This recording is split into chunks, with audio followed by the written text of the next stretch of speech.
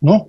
Sin embargo, hemos invitado al doctor Walter Albán, ex defensor del pueblo, el ministro de Estado, catedrático universitario, para precisamente analizar qué nos deja o qué nos dejó esta legislatura que cerró, precisamente. ¿Cuál fue el trabajo del Congreso de la República? ¿Hizo bien? ¿Cómo respondió también precisamente el gobierno de Dina Boluarte frente a los proyectos de ley?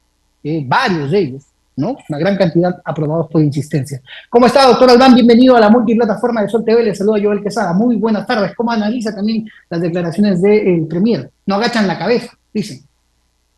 Bien, Joel, muchas gracias por la invitación. Yo creo que la situación del gobierno en general es penosa y lo que dice el señor presidente del Consejo de Ministros ahora no hace sino negar una vez más lo que la realidad nos muestra. La realidad nos muestra que no tienen que agachar la cabeza, están hace rato ya sirviendo de alfombra al Congreso, este poder ejecutivo gobernado o presidido por la señora Boluarte, que en buena cuenta sabe que dependen absolutamente de las decisiones que tome el Congreso. En este contexto y teniendo presente los antecedentes ya de un avasallamiento de la institucionalidad democrática que ha llevado al copamiento de instituciones y a prácticamente querer controlar de cualquier manera a las que todavía no tenían directamente bajo su injerencia, como ha ocurrido con la Junta Nacional de Justicia y como ya se avisora también con el Ministerio Público, para no hablar del sistema electoral, donde ciertamente ya se afectó, ¿no es cierto?, al Jurado Nacional de Elecciones, pero todavía esto va a continuar y por el momento lo que se quiere es ver la manera de controlar lo que serían en este caso las instituciones que complementan este sistema, el RENIEC y la OMPE. Bueno, en este contexto, a lo que hemos asistido en las últimas semanas, ¿no es cierto?, es a una vorágine de normas que ya parecía imposible que pudiera producirse tanto deterioro en la política peruana como para llegar a eso, pero a eso estamos avanzando.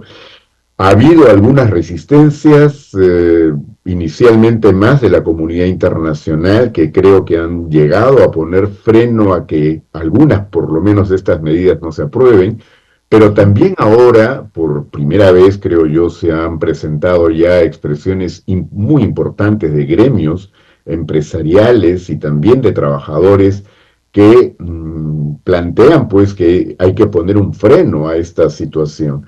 Pero es una situación de la cual no hemos salido, porque si bien el Congreso ya concluyó la legislatura, como sabemos, el día sábado pasado, ha dejado, digamos, una espada de Damocles, porque ha dicho que entrega las facultades para que continúe legislando la comisión permanente, que como sabemos la integran solo 30 congresistas, pero donde la mayoría refleja exactamente la correlación de fuerzas que hay en el Congreso en este momento. Entonces, estamos ante un predominio del Congreso frente al Poder Ejecutivo. Frente a todo, diría yo, no solo el Poder Ejecutivo. Recordemos que este Congreso ya tiene su Tribunal Constitucional, tiene su Defensor del Pueblo, ha prácticamente dejado en ruinas la Junta Nacional de Justicia y se apresta ahora a consumar ya un dominio completo. ¿Por qué? Ya convocaron a la comisión especial, es decir, el señor defensor del Congreso, como lo llamo yo, porque no es un defensor del pueblo, Josué Gutiérrez. Él está para servir a lo que el Congreso le pida. Y entonces Josué Gutiérrez ha convocado a la comisión especial que a él le toca presidir, y esta comisión especial pues está integrada nada menos que por el actual presidente del Tribunal Constitucional, ¿no es cierto?, Francisco Morales, que es prácticamente una persona que también está como él a disposición del Congreso de la República. Está también el señor Contralor, que ahora hemos podido verificar, digamos, o por lo menos explicarnos mejor cómo se ha producido esta norma en el Congreso que en la práctica le prolonga el mandato indefinidamente, ¿no es cierto? Y que esto haya ocurrido con lo que se ha sabido hace poco, después de que se pide en el Congreso, digamos que se aprueba la ley en el Congreso y él solicita en la propia Contraloría que se tome una rectificación o que se elabore una rectificación respecto de una acción de control que echaba responsabilidades por cambios de zonificación a congresistas, en este caso involucra directamente, ¿no es cierto?, a Norma Yarrow y La norma también Yarro. al congresista Moyano, ¿no es Así es. cierto? En fin, hay una serie de situaciones que, por Dios, hacen ver cómo se negocia o yo diría hasta se trafica con intereses diferentes, se favorece a determinados grupos, se toman decisiones que obviamente le hacen daño al país, como lo estamos apreciando por todas las cifras que se dan a conocer, por ejemplo, en el plano económico, pero creo que esto ha llegado a puntos ya increíbles de estar de alguna manera también protegiendo incluso a la criminalidad organizada, ¿no? Creo que todo esto nos tiene que poner una voz de alarma a la ciudadanía en el país. También advertimos que el Congreso, ¿no? Ha elaborado leyes a su medida. No sé si usted está de acuerdo con esta frase que estoy utilizando, doctor Albán. Por ejemplo, ¿no? Podrán postular para ser, los congresistas, los actuales, podrán postular para ser alcaldes o gobernadores en el 2026, entre otras. Mm. Bueno, tenemos varios ejemplos de normas que efectivamente han sido hechos a su medida. Ah, bueno, lo que tiene que ver con la práctica desaparición de los movimientos regionales es una de ellas, ¿no? Porque lo que todas las encuestas demostraban es que estas organizaciones iban a prevalecer respecto a los partidos de alcance nacional, ahora que están tan desprestigiados ante la ciudadanía.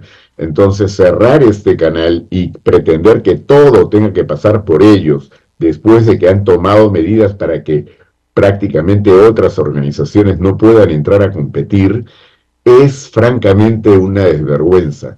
Pero a eso hay que sumar otras decisiones, como por Por ejemplo. ejemplo haber aprobado ya la norma que dice que ahora las únicas personas jurídicas en el Perú que no pueden cometer delitos son los partidos políticos, cuando todos sabemos que a través de los partidos políticos se están cometiendo los peores delitos en este momento.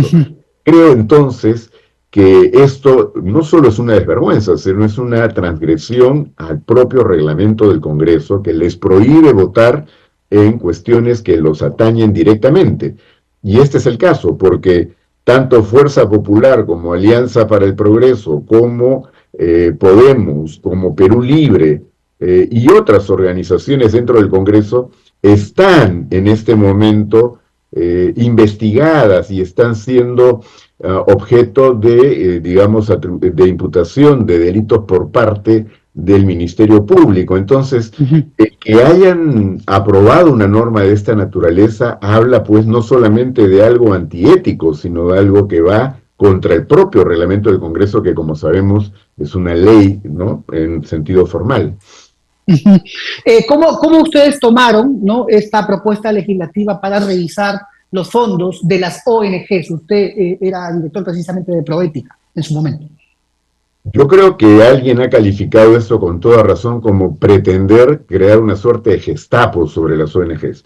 Porque tenemos que partir de un punto, las organizaciones calificadas como tales, o sea, organizaciones no gubernamentales en buena cuenta, son formas en que la sociedad civil se organiza para atender temas que son de particular relevancia, pero que muchas veces el Estado o no se ocupa de eso o lo hace con deficiencias que se pretenden precisamente señalar y proponer alternativas. Ahora, esto en verdad no se hace libre de todo control, ¿no? Existen diversos mecanismos. Por ejemplo, ya existe la Agencia Peruana de Cooperación Internacional que registra a estas instituciones, que les pide información periódica para renovar ese registro.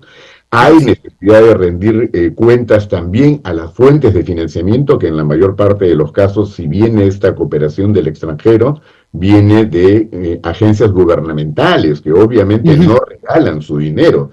Tienen que también ellos pedir que se les sustente en qué se gastó, cómo se cumplió con lo que se dijo que se iba a poder realizar.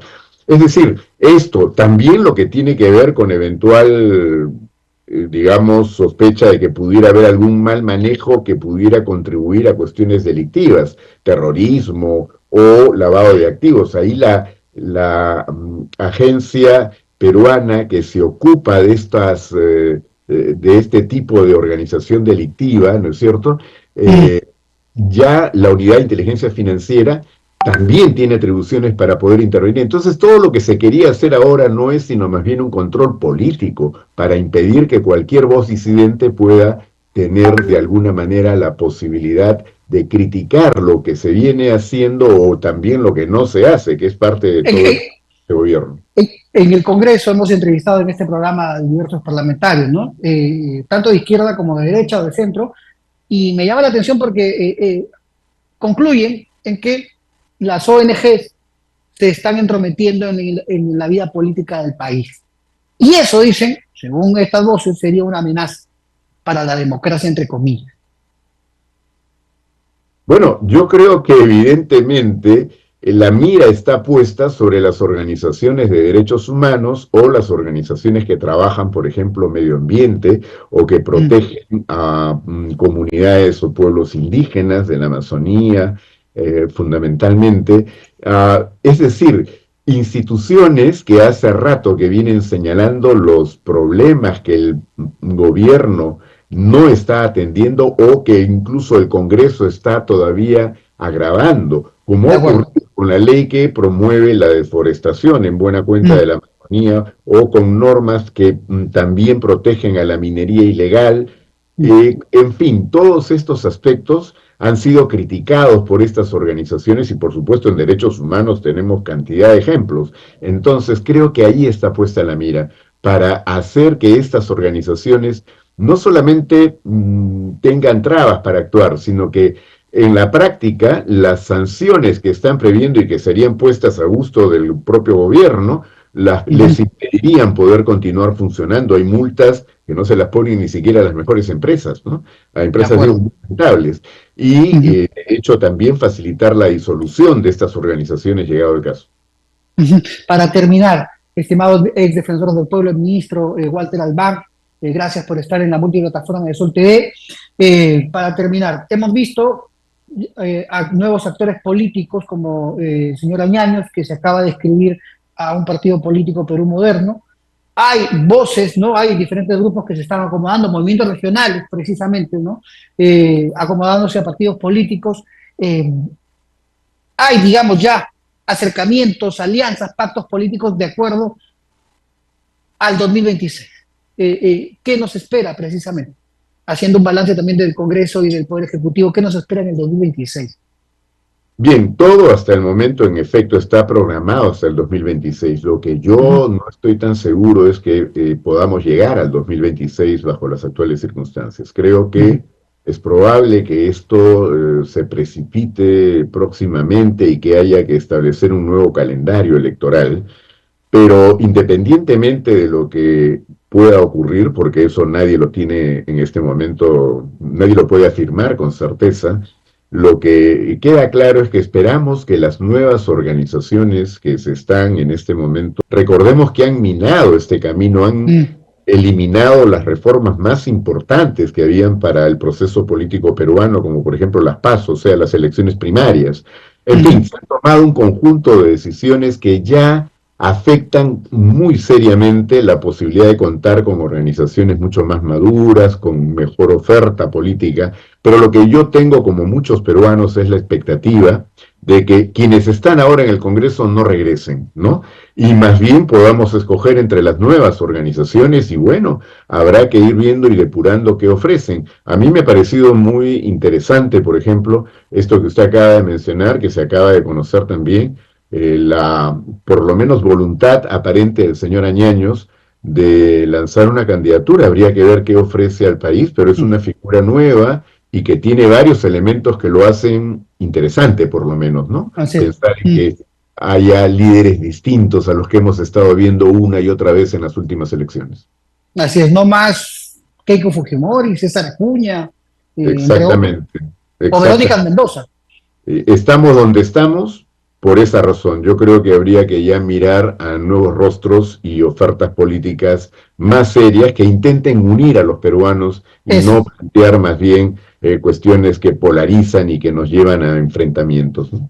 más serias e intelectuales, ¿no? Candidatos con una Definitivamente, y sobre todo comprobada y sobre todo sensibles ante la situación que vive el país. No olvidemos que la pobreza otra vez ha aumentado enormemente, el hambre también, la desunión entre peruanos y la injusticia en muchos aspectos, por ejemplo, después de lo que ocurrió en las protestas de diciembre del 2022 Así y es. enero del 2023. Muchísimas gracias, doctor Walter Albán, por este contacto con Sol TV y que tenga usted una excelente tarde ya, ¿no? Y lo que Muchas queda de la gracias semana. a ustedes Gracias, también. gracias.